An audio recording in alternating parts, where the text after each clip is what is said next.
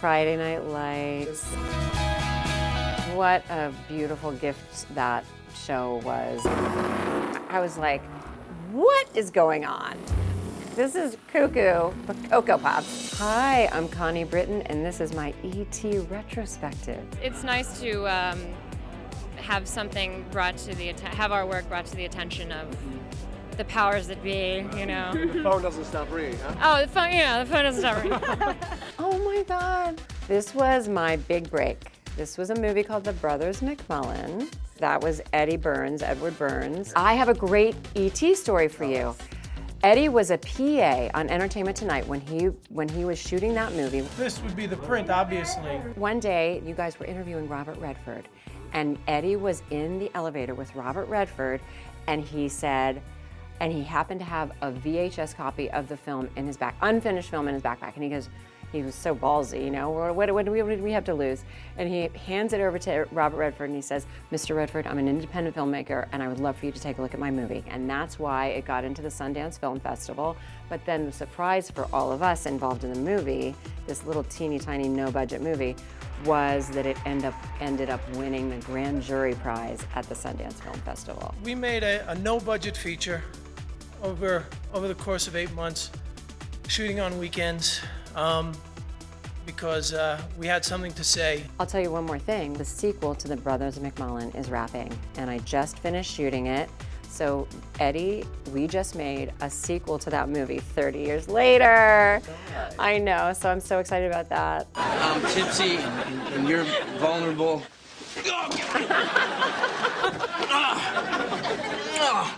Oh my God.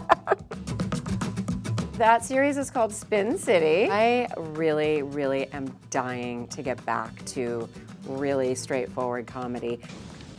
Bullseye! Spin City was my first series regular role. I mean, and really I learned on the job doing Spin City because I still hadn't really been in front of a camera very much when I did that show. So what an amazing, that cast was just the best of the best. So I've always kind of felt like I was basically taught by Michael J. Fox. He's just amazing. Tongs! Friday Night Lights. Just the best. I'm cleaning up after your football stars, who, by the way, happen to be pigs. I'm doing it, but I'm not gonna pretend to like it. What a beautiful gift that show was to me, for sure. Friday Night Lights was so special because it was really innovative at that time, and it was such a leap of faith for me to do that because I had played, you know, Pete Berg had done the movie Friday Night Lights with Billy Bob Thornton, and I played the coach's wife in that film. And I remember going to the big premiere screening and watching it and thinking to myself, oh, I think he made my character mute. So much stuff was cut, and when this came up, I said no, over and over and over again. And he was really convincing. He said, this is our chance to give these women a voice. You know, you and I have the exact same amount of experience being parents, and the truth of it is that we just don't have any control. You know, for the most part, we're just winging it. But I'll tell you what, the most important thing to me is that my daughter be able to talk to me. And a testament to Kyle Chandler, too, because right from the beginning, he recognized we were in lockstep with each other about what we wanted that marriage to be. And that was just a real joy to be able to do that. Kids in her closets, baby. Woo! At that time, we were on NBC, and they kind of didn't even understand. They thought it was a show about teenagers and football. And then they were talking about that it wasn't going to be renewed. And then fans started sending light bulbs to NBC because they wanted to keep the lights on, you know, Friday Night Lights. And so that was a big thing that happened. And so then DirecTV came in and they guaranteed 2 more seasons. And of course, I mean, you got Michael B. Jordan. You're discovering famous, I mean, Taylor Kish, the kids that were in it have become such huge stars as well. Right. Clear eyes, full hearts, can't lose. Peacock announced a reboot for this show. I don't know anything about that. The only thing I'll say is lightning doesn't strike twice. You're so angry. Why don't you really tell it like it is? American Horror Story. So please. That's a good scene. Gosh, I'm so afraid of horror stuff. Like, I didn't watch a lot of that show, even my own season. American Horror Story came along right after Friday Night Lights. And then Ryan Murphy called me out. He hands me this script, and I read the script, and I was like, what is going on? And I'm like, this is never going on TV. This is cuckoo for Cocoa Puffs. But I really wanted to do something that was a complete departure. I wanted to do something that was totally different. I love you. I love you too. I only hate sunburns and hangovers. This is just business. Oh my God. Nashville. Thought to have the opportunity to play a country music star. That's kind of an actor's dream.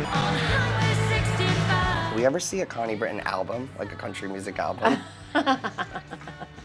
Would you ever do it? Oh gosh. Maybe to be able to go back into that world after time has passed and just to kind of do it with my friends and like just kind of like do it under the radar. I don't know, I'd have to see. That is a period of my life that I will cherish forever. This is Tracy. Hi. Tracy. Hi. My fiance. What? Oh boy. Engaged to be engaged, actually. Oh. This is where I leave you. I was working with like all my icons, you know, and yet we all just hung out all day long. Mrs. Altman, it is a tremendous honor to meet you. Actually, from that experience, created a really lovely, wonderful friendship with Jane Fonda. But that was the first time I met her. And, you know, I was so nervous. I gathered. And I'm like, oh my gosh, Jane Fonda's sitting right there. Oh my gosh, what does she think? And I remember she looks at me and she said, you look like you could be a showgirl. And I'm like, is that a good thing? Yeah, I was like, is that a compliment? I don't know what that means. And then she told me later, she's like, and then we started talking in the makeup trailer, and I realized like, oh, that was a compliment from Jane. She was like, God, that was great. This mattress is amazing. I mean, not that you don't know that, but it is. I thought maybe we would just stay in the other room. Hey, I wasn't trying to scare you. Oh, no, I know. It's fine. OMG. Even just that little clip.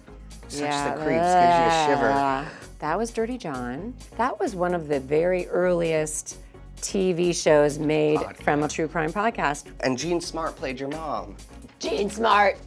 Oh my God. Love to get you on Hacks and as like Right? next season, like playing some kind of guest star with that. I think that we need to make that happen. 911, what's your emergency? You went back to the Ryan Murphy universe. Ryan is very loyal and he always does really interesting projects. But that was also a first season, was 911. And he was like, I want you to come, get this season kick-started with me. And of course I wanted to do it.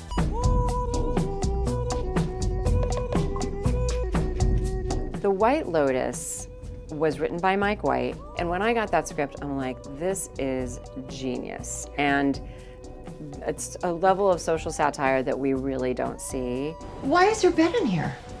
Mom, he's doing fine in there. Look, he's stimming. In your TV children, Sydney and Fred, they kind of break out into Hollywood stardom. They're huge stars now, leading movies. How does that feel? Your kids going on. I know. I'm so proud of them, just like they're my own. What's a location you would want them to go next if your family were to return on the show? So I keep saying to Mike, will you please just call me when it's White Lotus Aspen? If he doesn't, I'll be really mad. She's gonna think that I've been lying to her whole life. I've been lying to her whole life. I never asked you to say anything. I know you didn't. I did it. I took responsibility. 0 day. Robert De Niro was for sure the draw. He made me feel like he was excited to work with me in the scene. Well, he should be, Connie Britton. No, that's not how that works. He was one of my early inspirations, and it's just kind of like, it's another one of those pinch me moments. Hi, guys. Now fans can see Connie on Hallmark's unscripted series, The Motherhood.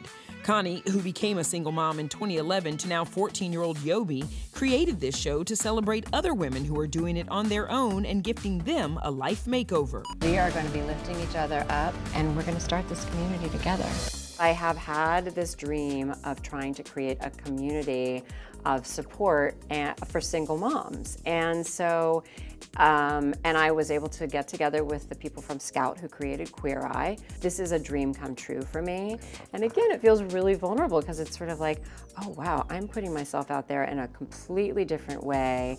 But I sort of see it in the same way that I've always seen all of my roles. I learned so much making this series, meeting all the women. Every episode we feature a different single mom, and then we also have our neighbor ladies who are the mom experts, and they are the beginning of this community that we're calling the Motherhood.